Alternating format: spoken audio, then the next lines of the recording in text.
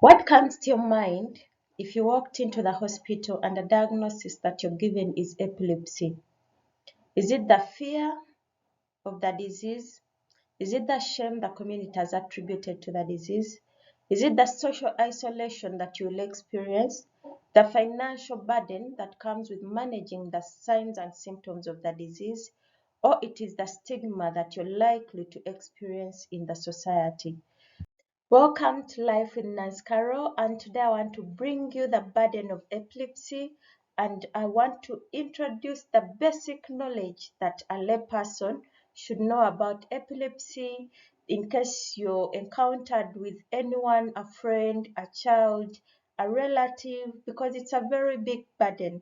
I remember doing my study in epilepsy and I realized so many people are affected financially, emotionally, socially. The stigma that people are facing, people who are diagnosed with epilepsy, is really, really so high. So today, I want to package this as simple as possible, as brief as possible. So don't forget to watch to the end. Don't forget to subscribe. Life with Nance Carol. Let's start. Epilepsy, you should know that it's a convulsive neurological disorder, and whereby a convulsion is defined as an abnormal electrical signal that is fired by the neurons in the brain. Neurons are cells that are in the brain. So every other time there is that kind of firing and it's abnormal, we experience what we call a convulsion or a seizure. A compilation or a number of convulsions is what makes an epilepsy. So this epilepsy affects everyone, like I've said, of all ages, races, gender, and worldwide, it's said that over 50 million people are affected by epilepsy. But the good news that I want to clarify today is that it is not contagious. Epilepsy has never ever been contagious. So don't neglect helping someone because you're afraid that you're also going to get the disease. It is very wise of everyone, if you walked in a hospital because you're sick, it's very important that you ask for what caused your illness because we want to avoid recurrent illnesses. However, the most challenging part about epilepsy is that 2 out of 3 of the cases that have been diagnosed, the cause is unknown. So we are only left with a third of the patients knowing their causes. And some of the causes, one is fever. This is very common among the children, and you need to monitor very closely. If a child is sick, watch for the temperatures because every other time it gets into the 39 and the 40s, they're more likely going to get a convulsion, of which, if this is repeated over and over, they'll end up getting epilepsy. Hypoglycemia. Diabetic patients, you need to monitor for this because the drugs that you're being given aims to reduce the high blood glucose. So every other time you're taking this drug and you're not monitoring, you're not eating on time, you're at a very high risk of getting hypoglycemia, which puts you at a risk of convulsions. Electrolyte imbalances, these are salts that are needed to run the daily activities in the body. These salts should be in balance, and every time they get out of balance, you're at a risk for convulsions. Alcohol withdrawal. We all know that people who have started the alcohol and have taken it regularly, they get to abuse it.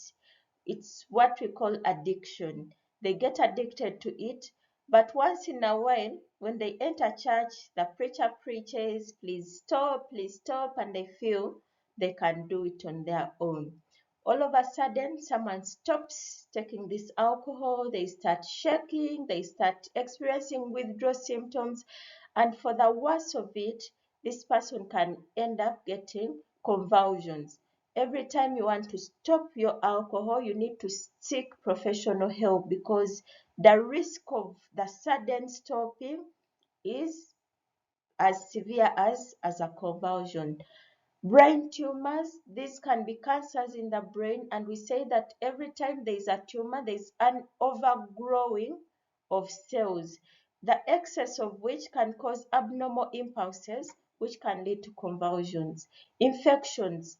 Infections can be viral, can be bacterial, can be fungal. These can cause so many different infections that can affect the brain, some of which are meningitis. So you need to watch out closely so that your infections don't grow to that extent. Genetic disorders. Every time they diagnose you with epilepsy, they'll ask if there is a close relative who has epilepsy, because epilepsy runs in the family. It's likely that you have this epilepsy because one of your relatives has it. It's a predisposition that you can't run away from. Neurological diseases like dementia, this is very common among the aging. That's why it affects a whole span. It's a broad spectrum disease. It affects the babies, the middle age, the young, because we are all at risk of these. If you're not suffering from a fever, you're suffering from diabetes. If not, your salts are not in balance. If not, you're taking alcohol. If not, there's an infection that has overcome your immunity. If not, it's in the family. If it's not, it attacks you at your old age. So you need to watch for that causes, and then if you're able to avoid some of these things, please avoid them. But there are things that you can't avoid, and like we said, 2 out of 3, the cause is unknown. Let's try to look at the types of seizures. There are quite a number of seizures, over 40 types of seizures, and the presentation is quite different for every other type. And this varies from one patient to another. So the way your patient or your person or your child is presenting is not the same way mine will present. However, these are classified depending on what part of the brain is affected. Generally, we have two major types of seizures or convulsions. I'll be using the seizure and convulsion interchangeably because they're literally the same. So if, for example, if a convulsion affects both sides of the brain, we have the left and the right hemisphere, that is called the generalized seizures. So under the generalized seizures, we have a number of subtypes in it. And the first one we want to look at is the tonic-clonic seizures. This usually presents, it presents with an aura, characteristics of which are what most people understand by epilepsy, but this may not be what everyone else has. So someone will present with a total loss of consciousness. Some people fall down. You will experience muscle stiffening. It could be generalized. You experience jerking of maybe the hands and the feet. Some people end up biting their tongue during the seizure. Some people have struggle breathing, and some people can end up having incontinence. They either urinate on themselves or they pass out stool. This tonic seizure usually is supposed to last 1 to 3 minutes. However, if it goes beyond 5 minutes, it is an emergency and it is classified as status epilepticus. So every other time someone starts to experience a seizure in your presence, start timing. It's very important to know how long this seizure lasted. The next we'll look at is the absence seizure. This is very common in the children, and usually a child will present like they're just staring in space. And in most cases, it goes unnoticed because it can happen during sleep, it can happen when they're resting, when they're playing, or when they're just there. So you see a child, if they were playing, they'll stop, they could fall down and then just stare, or they just sit there and stare. Even if you try to distract them, they don't respond.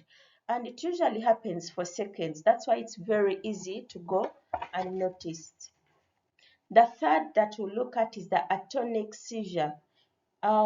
Just like the first one is tonic clonic, this one is atonic. So there is no tone in the muscles. So if the person was standing and they experience this type of seizure, they'll end up falling down because the muscles lose their ability to support the body. And in this type of seizure, the patient is very unaware of what is happening. So at the end of that time, you ask them what has caused you to fall. They are also finding themselves on the ground and they don't know what exactly happened. The recovery is spontaneous and it doesn't usually last long.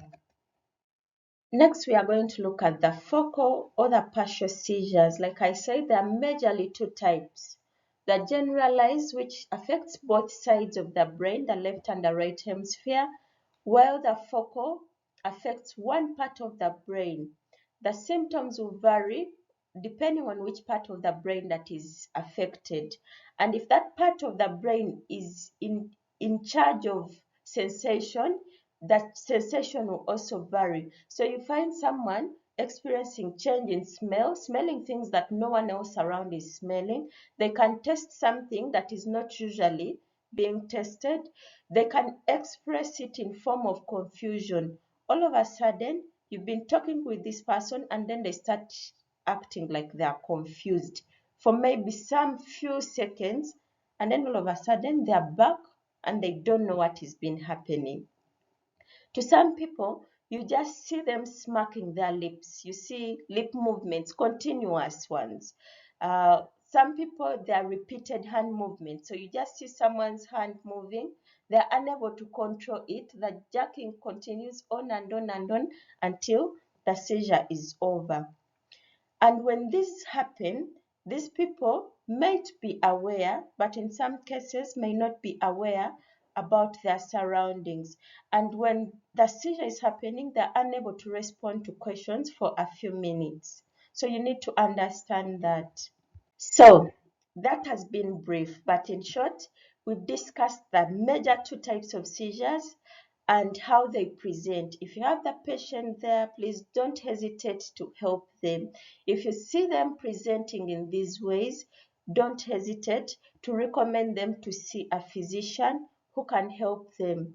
So next, we'll be looking at the 4 stages of the seizure. Thank you for watching. Don't forget to watch the next part and don't forget to subscribe.